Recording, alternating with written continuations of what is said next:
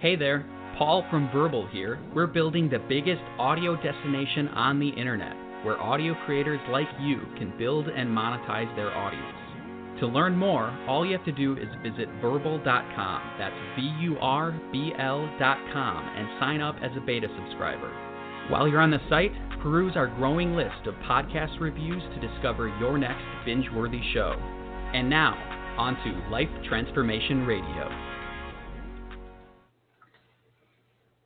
Welcome to Life Transformation Radio. This show is all about life transformations and our journey from where we were to why we are doing what we are doing today. We will discuss the hiccups, the roller coasters, and the blood, sweat, and tears that has been poured out while discovering our purpose. It is all about our transformations. Here is your host, Sean Douglas. Good morning, good afternoon, and good evening. Welcome to another episode of Life Transformation Radio. I am your host, Master Resilience Implementer, TEDx speaker, business positioning strategist, and international best-selling author, Sean Douglas. This show is currently heard in over 79 countries. So I want to thank you to those who are listening for the first time, and also welcome back the listeners that have been listening since 2017, since our inception. I want to thank you to those who are listening from around the world. Life Transformation Radio is all about our transformation. Here is where we tell the stories of why we're doing what we're doing, highlighting that transformational moment that changed our lives, and how we use it to then transform others and elevate their lives as well. Now, you can listen to us live right here on the Blog Talk Radio Network, Tuesday through Friday at 5:30 p.m. Eastern Time. You can also join our Facebook group where we talk about the episodes and interact with the listeners and the guests as well. You can connect with us at Life Transformation Radio Community, the Facebook group, and you can subscribe, rate, and review the show wherever it is that you listen to podcasts. Life Transformation Radio is heard on Apple Podcasts, Stitcher, Spreaker, Spotify, TuneIn, Player FM, Radio Public, Overcast, Castbox, Himalaya app, the Google Play Music app, Pandora, and available on our YouTube channel, Life Transformation Radio. On the show, my guests are entrepreneurs, speakers, business owners, podcasters, authors, amazing human beings that are impacting the world around them. And my guest today has done exactly that. If you have any questions for any of the guests that I bring on the show during our live broadcast Tuesday through Friday at 5:30 p.m. Eastern Time, call us up and join the show at 657-383-1109. Again, the number is 657-383-1109. Team is standing by to field any of your questions. And with that, please help me welcome to the show my guest for today, Douglas Ward. Douglas, welcome to Life Transformation Radio. Hey, thanks, Sean. I appreciate it. Great being here. I love having military veterans on the show. We have a lot to talk about. I'm a military veteran myself. What I love even more than that is a military veteran who has used his military career to build another career based off of what he has learned on a 20-year career in the military. So I'm pumped to have you on the show to talk about that. Leadership, team building, team performance is something that I know a lot about. I was a drill instructor for Air Force basic training. You know, a lot of people talk about how the Air Force is called the chair force, and we don't really do a whole lot. And you know, every branch has their quarrels with other branches and things like that. But we all have a set of skills that our branch teaches us. We all have a set of skills that we learn and we harvest. And some choose to not use those after they get out, and some choose to. So I'm really excited to have you on the show to talk about how you can pull from your past military experience and create another life for yourself. Yeah, you know, I think that's kind of key. You know, you kind of hit a lot of that is, you know, when you're getting ready to retire, a lot of guys want to go into I think they feel like they're pigeonholed, you know, as guys, gals, whoever, they feel like they're pigeonholed going into the career they had. And that might not really make them happy. But because they've spent so much time, like if it was like 20 years, 4 years, 6 years, some of them feel like they're kind of trapped in that. and they don't think that you can get out and change and do something different. You've been taught a lot of different skills. It wasn't just the job you were in. If you went up in the rank, for example, you've got a lot of experience in leadership, hopefully, and you can apply that in the civilian world and see things a lot of times that they're not going to see. Yep. Yeah, 100%. And we're going to talk about that as we dive into this episode with Douglas Ward. The title is Increase Revenue Growth, Employee Trust, and Ownership. He is the founder of Anchor Strategies and has built numerous successful teams based on building a common vision that is understood and predicted upon impact and purpose. Douglas Ward is a retired military veteran with 24 years of distinguished service. During his time, he held numerous leadership roles to include Instructor and Manager of over 500 personnel. Additionally, Douglas was the troop chief for a hand-selected group of special communicators who supported and deployed into austere environments with special operations forces. Upon retirement, he supported government agencies as a subject matter expert in non-standard communications and as a business development executive. These experiences have enabled him to pass on the knowledge and lessons of leadership under extreme conditions for companies needing management team building. Pulling from his past military experience and as an executive-level technology leader, he collaborates with those in charge providing unfiltered truths on the true state of a company. He specializes in encouraging the development of communication skills from the top down and bottom up, increasing revenue growth, employee trust, and ownership.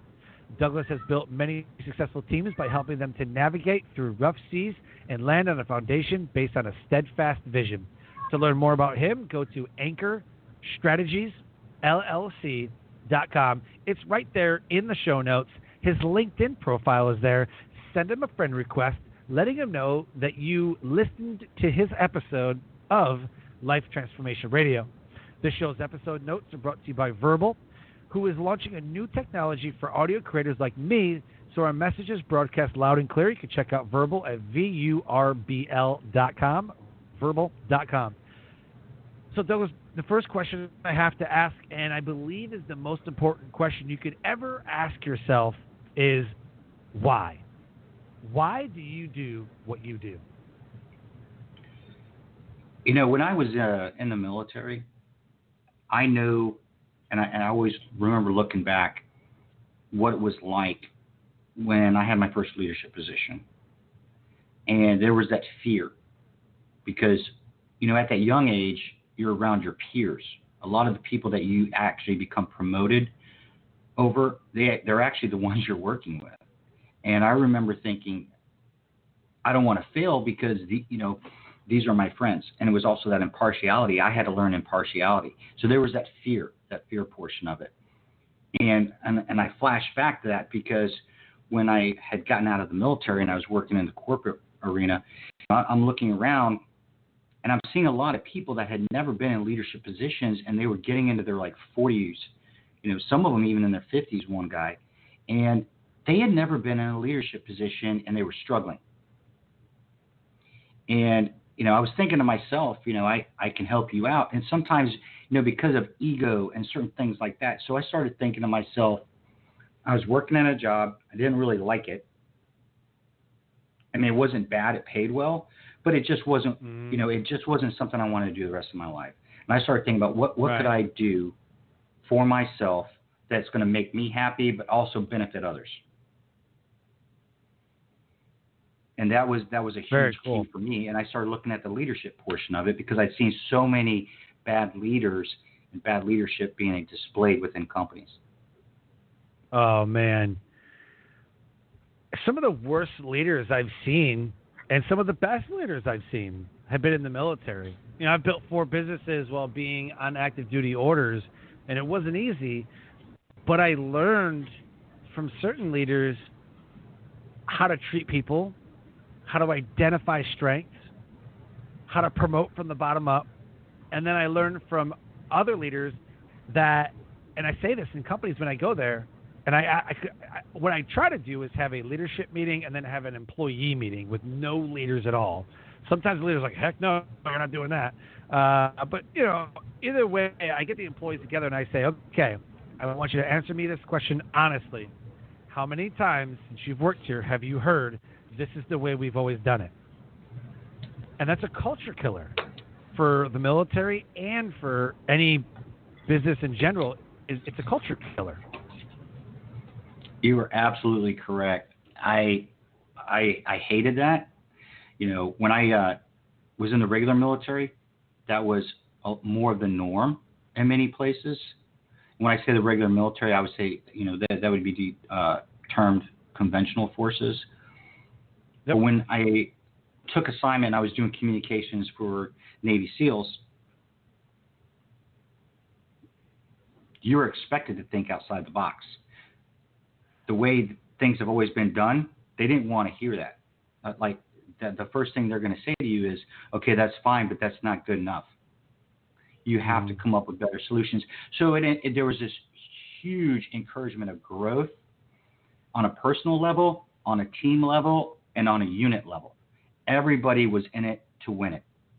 And they didn't care what you had to do to get things done. As long as you weren't committing some felony, you were fine. Make it happen. Let's get the job done. And that's how things work. Yep. A lot of companies, they kind of get stuck in that because they're afraid if they break out of that mold, it's going to cost them money. Well, guess what? It's going to cost you money in the future anyways if you don't come up with more high-tech or better solutions, because your competitors will. Oh, yeah, definitely. And that's extremely the ones that go ahead, evolve. Sean. And those are the companies, and they move on, and they're moving quickly, and then you're wondering why you just got left behind. The other thing is, when you have your people, you've got to recognize their strengths. You brought that up earlier, and that's one of the things I talk about. You want to find out their strengths and weaknesses. A lot of times it's easy to pick out the weaknesses, okay? Because a lot of people are going to talk about somebody's weaknesses. But what you need to focus on is the strengths. If you can maximize their strengths, a lot of times their weaknesses, I don't want to say they go away, but they actually get minimized. A lot of people have this mindset that, well, we need to work on their weaknesses. Actually, you might want to focus on their strengths because that is what's carrying them. Now let's make it a super strength. And as you do that, and then you take all the other people that they're working with, and they all have their strengths, they all complement each other.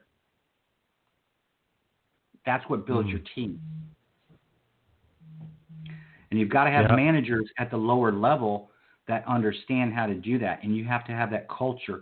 So, for example, if I'm hiring managers, and I want to, or let me rephrase this, if I have a whole bunch of managers, and one of them is going to get promoted to that next vice president position within a company, one of the things I like to tell people, like maybe the CEO or, the head shed, what we used to call in the military, right? Tell the senior leadership, listen, you're looking to hire someone out of one of these manager positions. That's fine. How are you going about it? Oh, well, a lot of people like this guy, he's a great guy, or this gal, she is always doing this. Okay, but really, have you looked at who has the most productivity? All right. Now, productivity is not always going to be the only indicator. How's your morale in those departments? Who has the lowest turnover?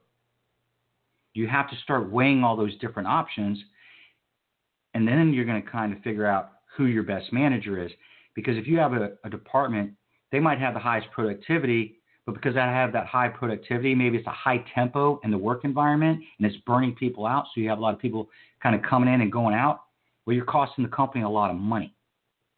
Yeah, they might be more productive, but what's the losses that you're taking? And when you factor those in, now where are you sitting? So a lot of times you have to work on the morale too. Morale is going to be what propels you in the ideas that you're pushing up from the lowest ranks all the way up. You want to get those ideas, especially from new people coming into a company like the youth. Think about the youth you have in the military. It's the same thing. A lot of times they don't know a lot. They don't know what they don't know.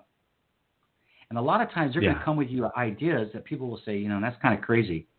No, sit and listen to it and say, okay, no, I hear your idea, but Can you put it into words, or can you put it into a drawing, or can you make it? Tell me what you're thinking. Let's work on this a little bit. And as you bring that idea up, reward them, talk to them, get those things out of them. Those ideas are going to be the things that propel a company 10 years down the road. And a lot of employees will not give their ideas out if they feel what? They're not recognized, not heard, or rewarded. And they're not heard. That's the biggest one, is not heard. Yep. Yeah, if you cut your legs out from the employees, you cut their legs out from under them, they're just going to do enough that they feel satisfied with themselves. They're not going to give above and beyond. And that's why you see a lot of turnover from the military. I know so many people that come in for 4 years. I'm going to do some college, I'm going to get some other stuff, and then do 4 years like, I'm out of here. Like, I'm out of here. No one is running away from their dream job. Nobody's running away from their dream job.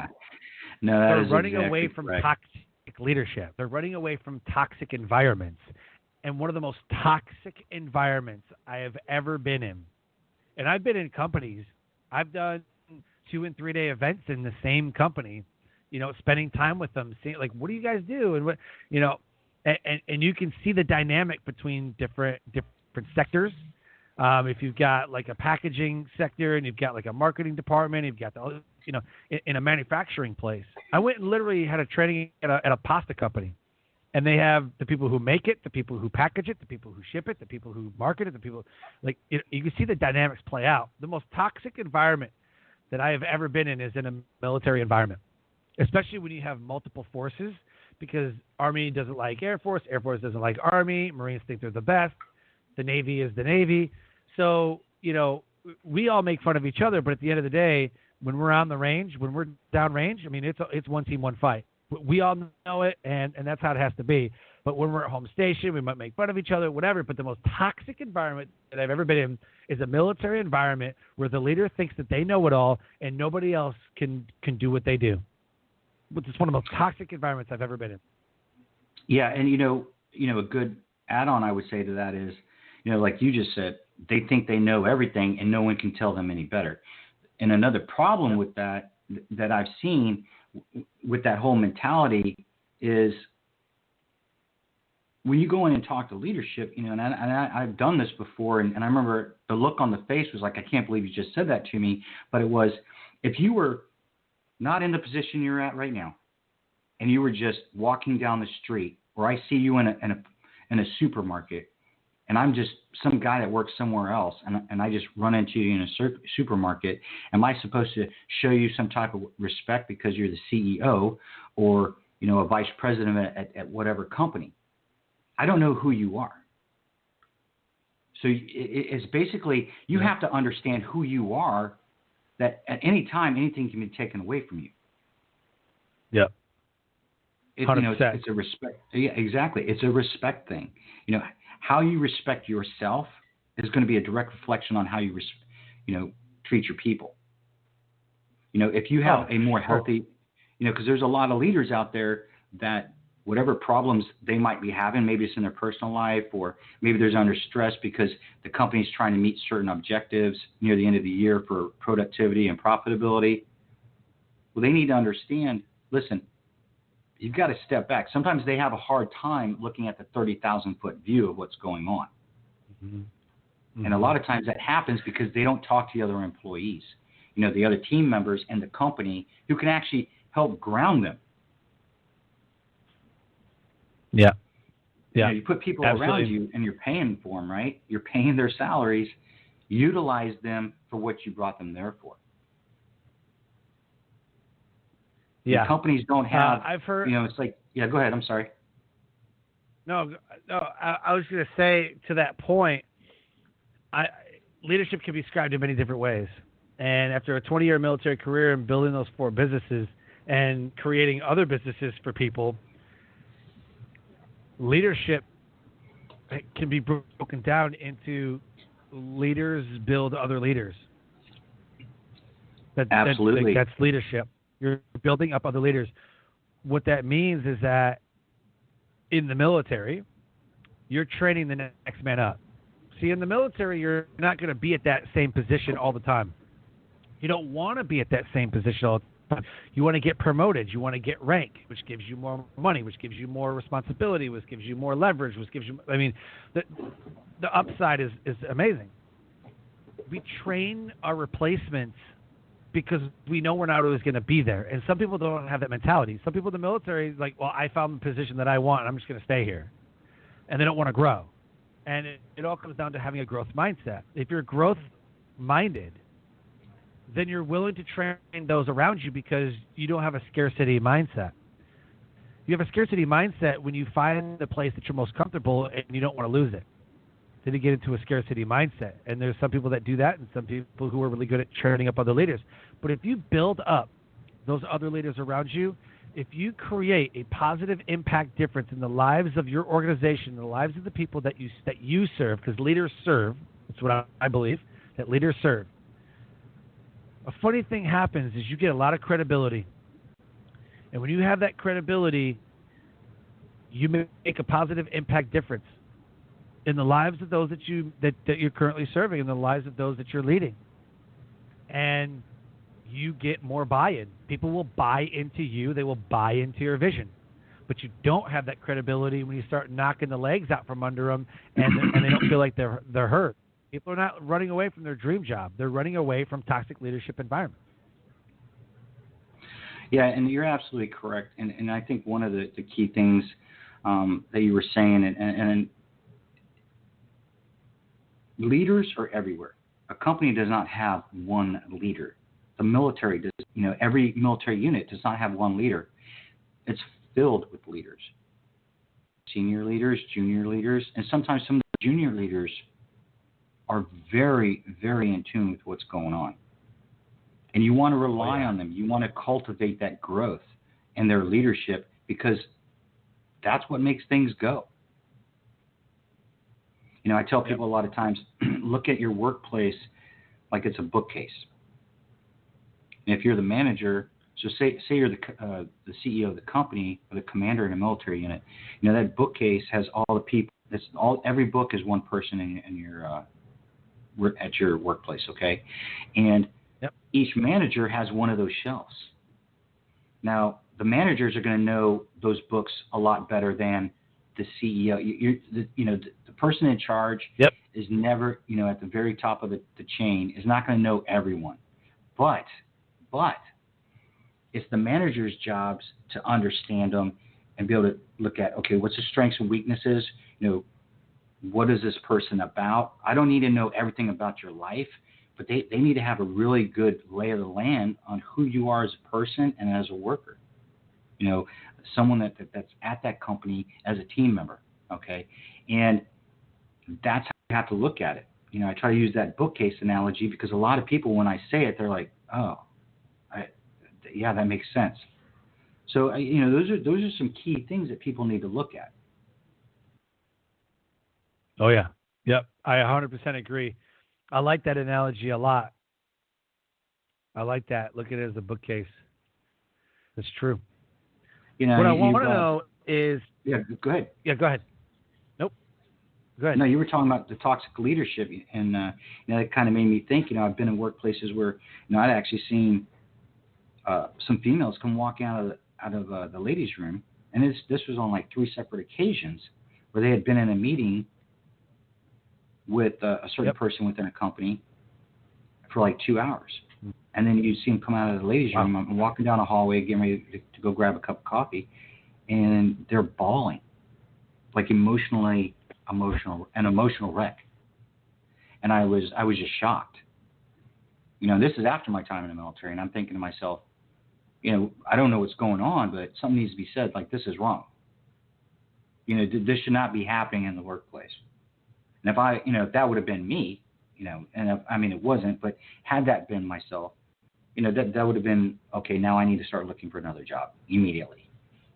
Because no one deserves to be treated like that. And if it gets to the point where you're really upset with a worker like that, that's when, okay, now we need to come up with some type of plan to figure out what's wrong with, this person and their job or what have you, and try to help them. Mm-hmm. But to have them come walking out of a restroom, an emotional wreck, that was completely out of line.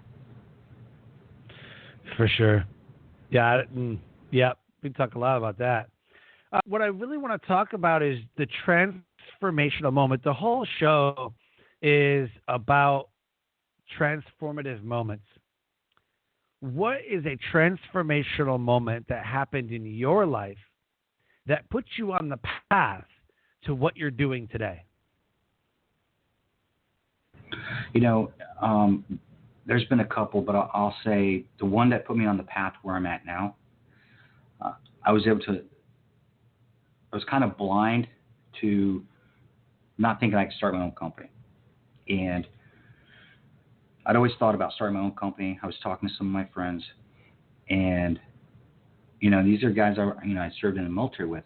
And I was on the phone with one of them one day, and I said, yeah, I'm thinking about doing this and starting up my own company. And I want to do leadership development and, start my own podcast and do this and do that. And finally, my friend Jesus said, hey, you've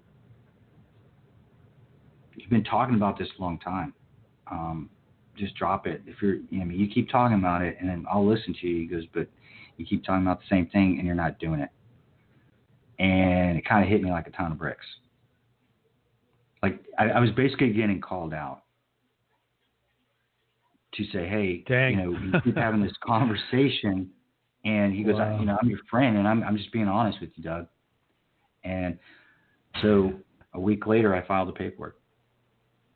I did some research, and then I filed the paperwork, and I just moved on. But it was a wake-up call. And I think a lot of people need that. Right now is a perfect time for people to have those transformative moments, because a lot of them are thinking about making that change, Sean. And the problem they're running into is they've got that fear, right? They've got that fear of number one, okay, what are other people going to think? Because everybody's so social media connected. Everybody's posting pictures up. Look what I'm doing. Look what, look at the dinner I had. I mean, it's like keeping up with the Joneses. Put out all the white noise and focus on what you want.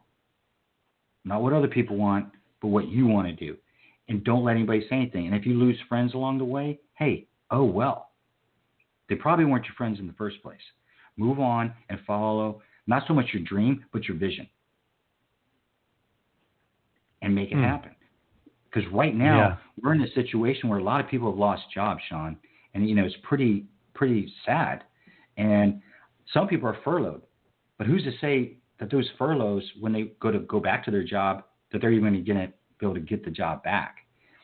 So right now is that time when they've got this money, they're sitting there, they're hoping they're going back to work. Whereas if they want to make that change, right now is the time to start making that plan now. Yeah.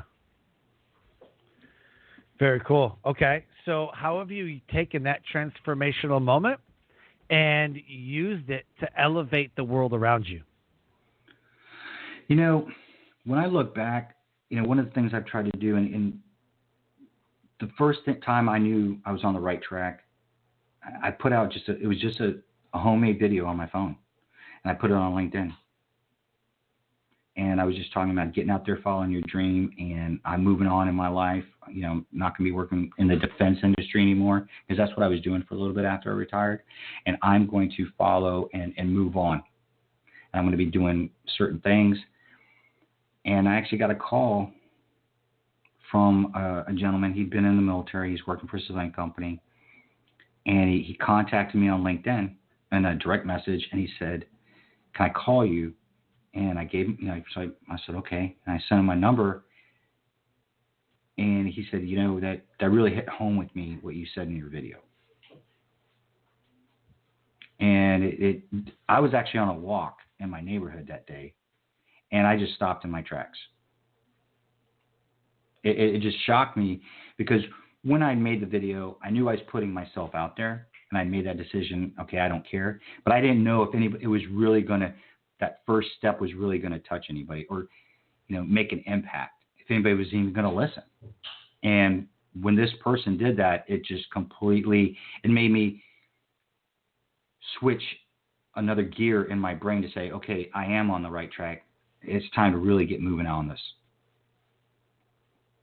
And I think anytime, like yourself, you've got your show, the things you've done, you're making an impact on people.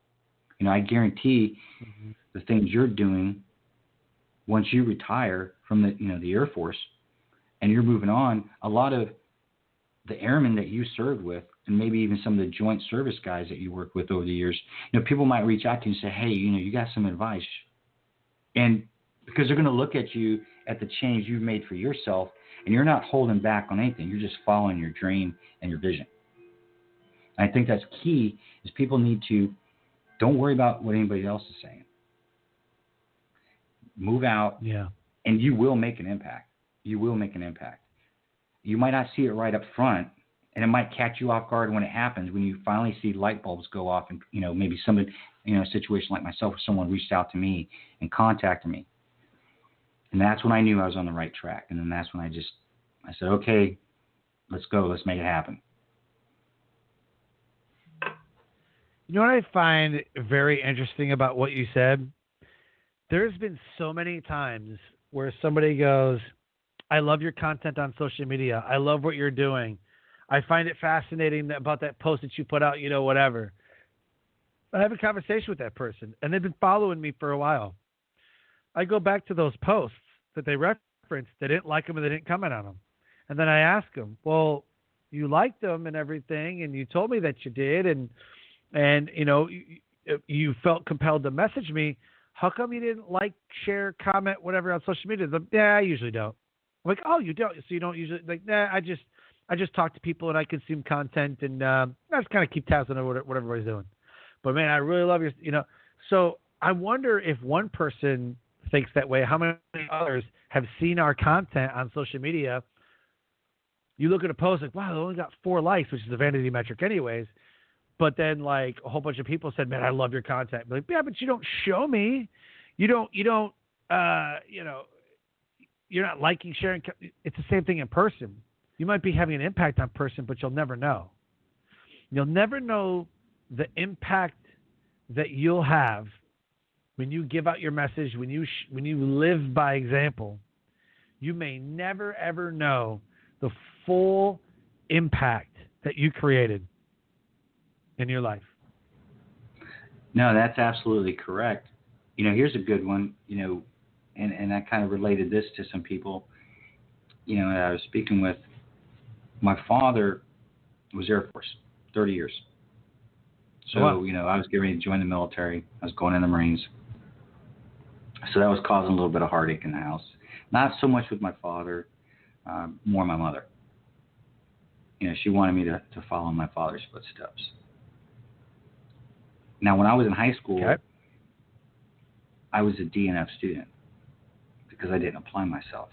And it drove my father up the wall. Now, he would discipline me, and there was other things when I was getting ready to go in the Marines. He would come through with a white glove and inspect my room. And if it wasn't clean, guess what? I wasn't going out all weekend. I wasn't going out just at night. It was all weekend. And, I would look back on it like, this is crazy. And then there was a couple times, and some of my friends had actually seen this happen. They came over to pick me up, and my dad's going through my room with a white glove. They're like, you're kidding us, right? What's he doing? I said, he's inspecting my room. And they're like, you're kidding. But he would do that. But what happened was, the transformation for myself was, when I left home, I was so rebellious.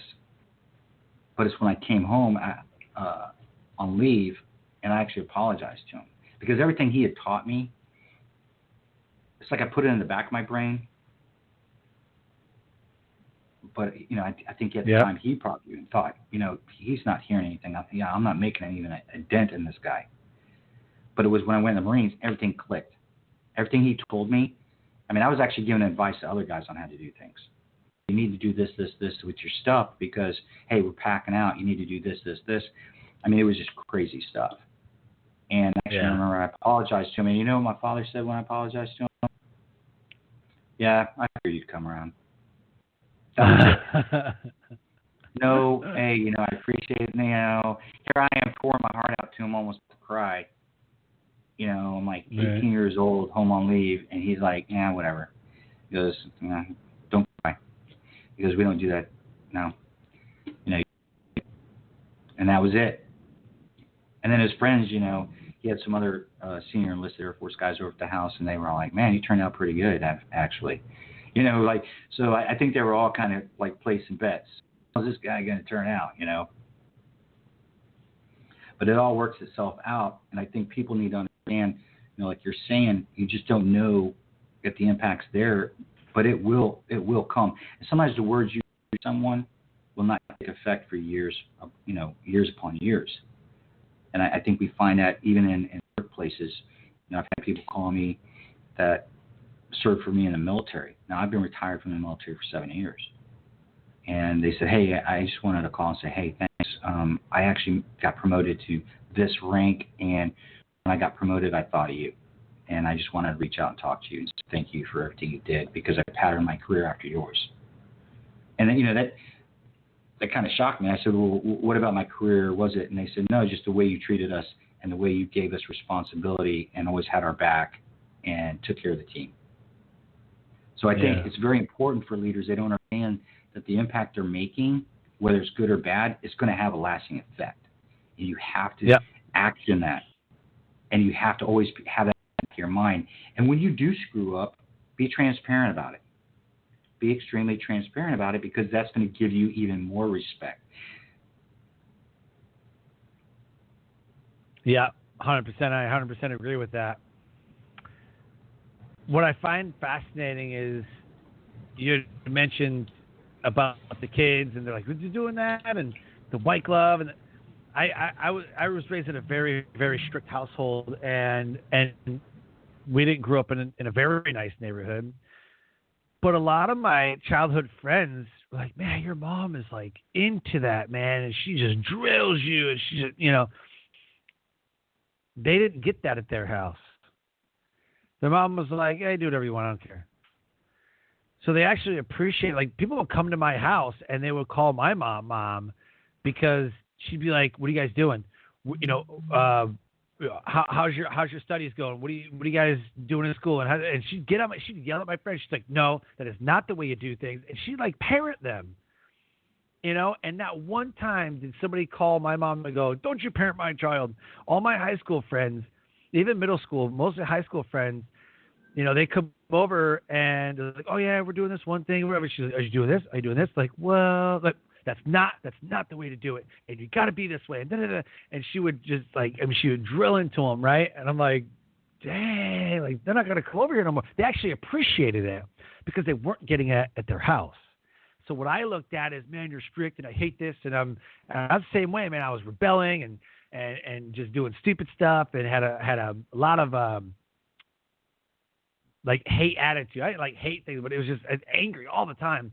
You know, I was like, "Man, I was treated like crap at my house, man. I hate this." My friends were like, "Dude, I'd love to be at your house." You know, I don't know how their home life was, but it was probably not a loving environment, but my mom was just trying to show me love in a way that she knew how. And I didn't understand that at the time. So it's very interesting that you bring that up, because I totally resonated with that. Yeah, and I think it's even for you know, people in a company. And, you know, people call it, you know, it's employees. I like to say more of a team members. And I think a lot of times these team members, number one, employee is kind of sometimes taken a derogatory term. But when you use a team member and you make people feel welcome as a team, and that they actually have a say in things, it goes a long way. And along with that is, as you're even trained as leaders and everything else, you also have the expectations of what's wrong.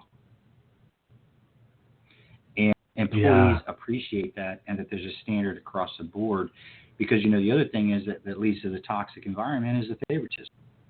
And that'll kill a company really quick. You know, that's a real big company killer, especially small companies. Small companies, it's very key when they're hiring, that they've got to be very careful on who they hire and why they hire them.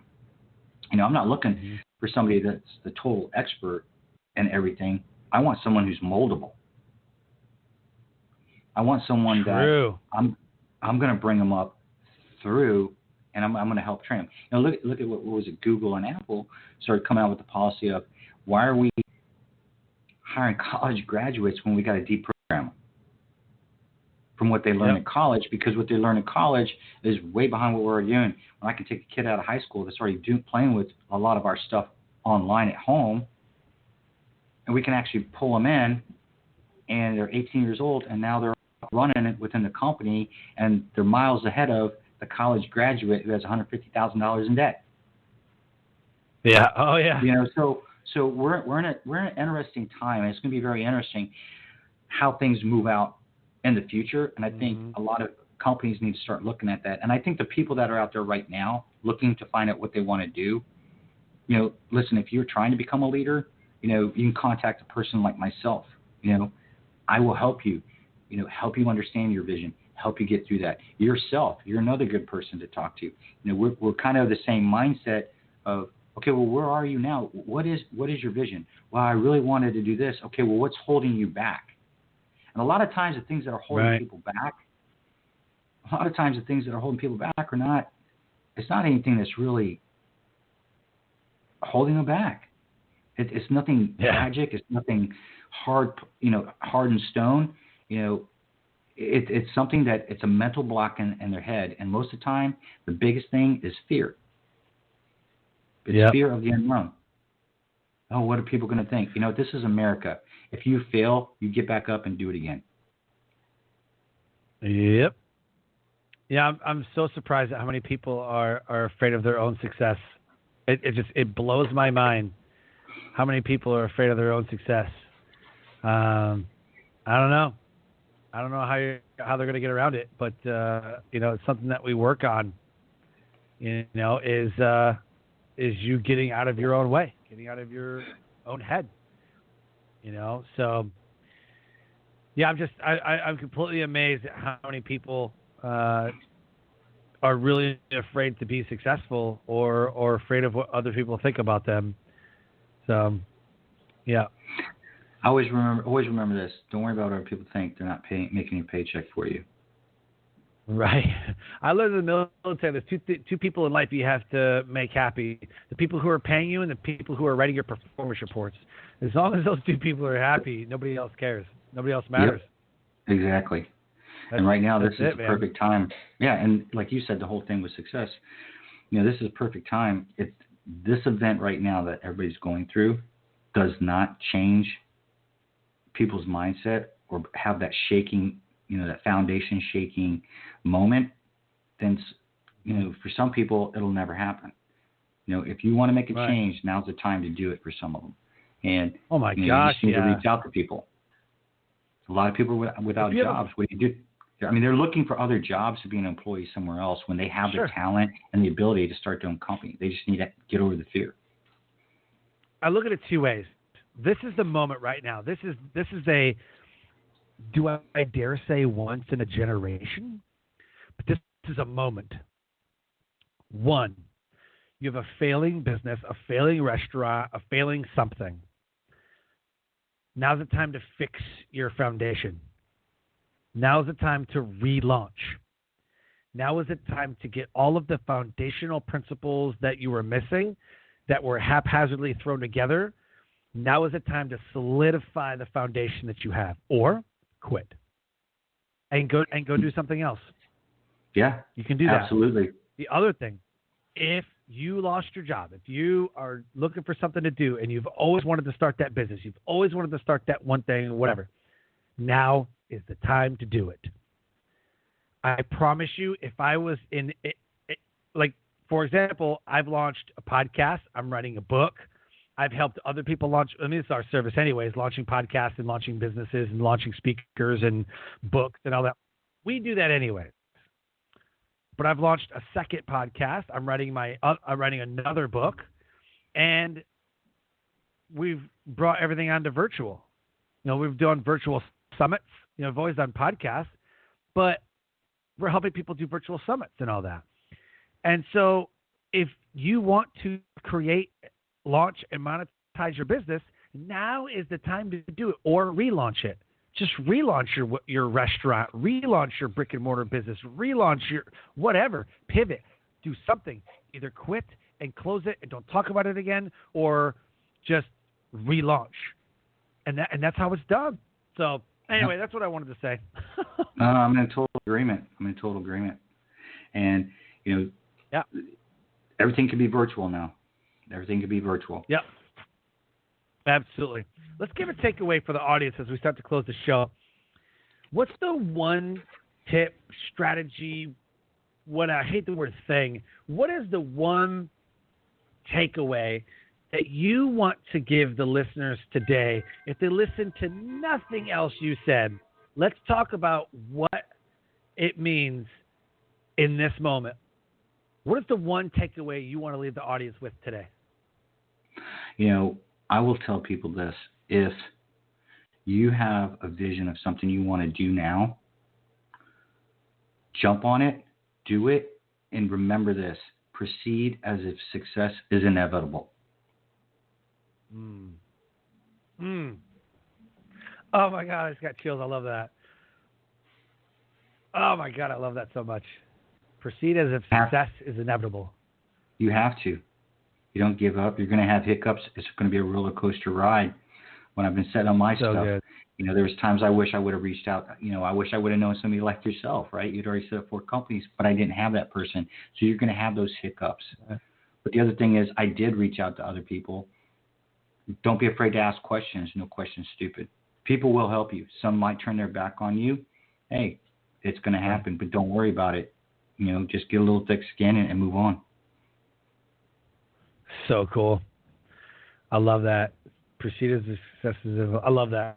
Yep, definitely. That's going to be my takeaway, definitely. Because we have that mentality in the military that never give up. You're going to take the hill. Yep. You have to take the hill. You make it happen no matter what. Tony Robbins calls it burning your boats. You got to burn your boats. No surrender, no retreat. You got to make it happen. So I love that.